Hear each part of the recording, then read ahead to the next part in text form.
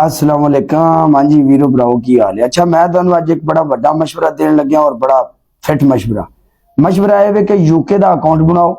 UK के account तू video पाओ तो पानी पूरे 1 मिनट की वीडियो, ठीक है, मिनट तो थले वीडियो नहीं होनी चाहिए। तो ये तू अर्निंग भी आएगी और अर्निंग जो आएगी जनाब मेरी ये तुहानू पैसे भी आउणगे, ठीक है।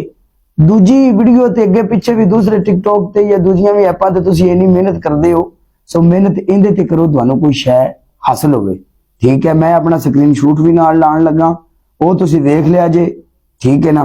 ते तुसीं जनाब मेरी यूके का अकाउंट टिकटॉक का बनाओ।